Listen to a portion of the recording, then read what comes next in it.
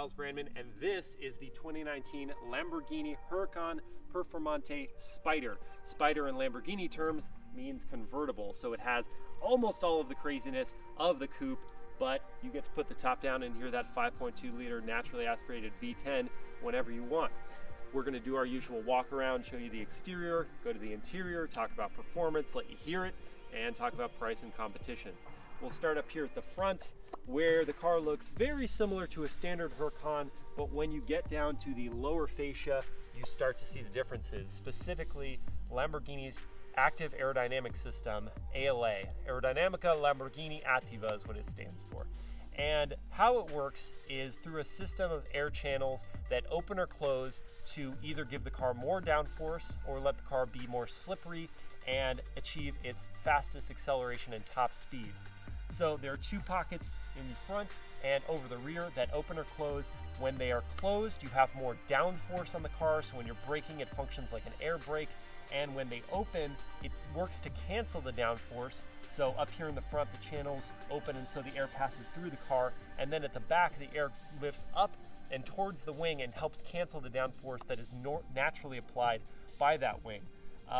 It's all really awesome, and actually the best part of it is how it mimics torque vectoring. So they can close and open the channels on the left or right side of the car independently, so you can have more downforce on one side and less on the other side, and so the car can corner better at speed. That is, I think, really awesome, and it helped Lamborghini get a Nürburgring lap record with the Performante Coupe. That record has since been beat by the Porsche 911 GT2 RS, but it was awesome when they did that.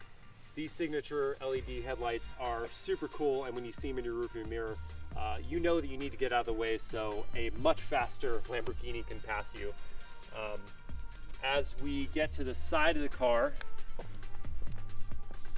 we can see these beautiful matte black wheels. They're upgrades from the standard Huracan Performante Spyder. Exceedingly expensive, like every option on a supercar. And there's also the carbon ceramic brakes, another option that has been equipped to this specific Performante Spyder, helping provide exceptional braking force.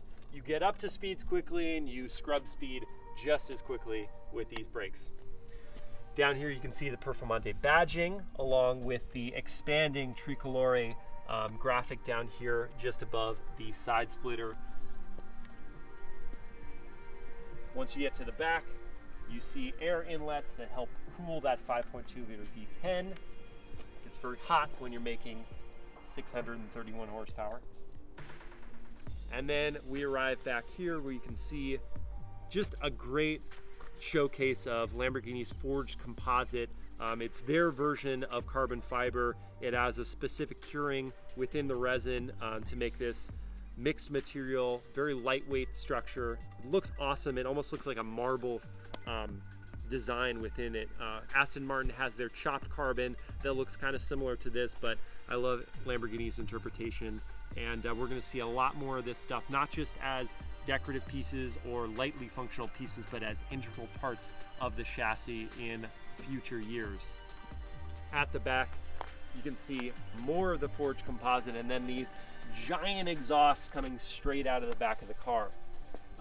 At this point, Lamborghini has already revealed the refreshed version of the Huracan. They're calling it the Evo, and some people will immediately see that that makes the same power as the Performante, and they're like, well, why would I ever get a Performante? Well, because this car has ALA, that is something that the Evo doesn't have, and I think the styling and the sophistication of the aerodynamics make it still distinct and still the top dog Huracan, despite whether you like the Evo's styling more than this car. Then here at the back, you've got a big rear diffuser down below, and unfortunately, this being a Spyder, you don't have a look in at that V10 engine. On the coupe, you can open up the rear glass and then take a peek at that, but still, it's a BA looking rear end. Some figures for you. The Spyder version of the Performante weighs about 267 pounds more than the coupe, but that doesn't really impact performance. It still gets to 60 miles an hour in like 2.7 seconds, lightning fast, and it has a top speed of 201 miles per hour. Scorching. you're going to want to do that with the top up. You don't want to put the top down for that part. Let's take a look at the interior while this very loud plane passes overhead. So before I hop in, I'll just give you the tour here. Now in the new Evo version of the Huracan, this whole button cluster is going to get replaced by an 8-inch tablet. Usually I'm against that by completely replacing the buttons, but they're still going to retain the really cool switchgear up here and the digital display, so I'm kind of on board with that. But for now, we have physical buttons for all your specific climate control functions and your radio. More of that forged composite material makes its way in, along with Alcantara wrapping literally every surface of the interior.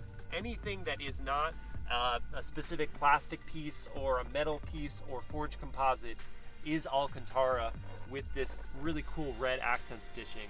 I love that. It shows that they carefully looked at every piece of the interior and decided to upgrade it, enhance it, so that supercar experience is fully felt within this car.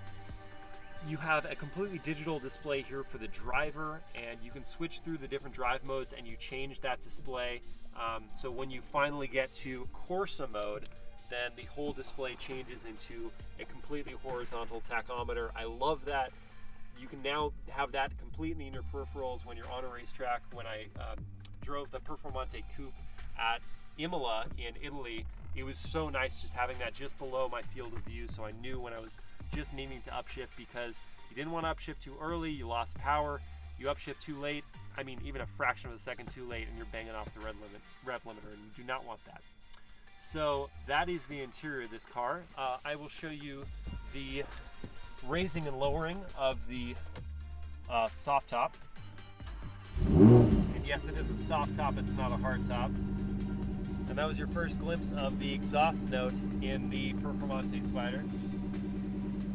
Alright, so to put it up, you hold this button, and in just a few seconds, the top's put in place, the tonneau cover is stowed, the windows raised. To do that again, lift the back piece over there,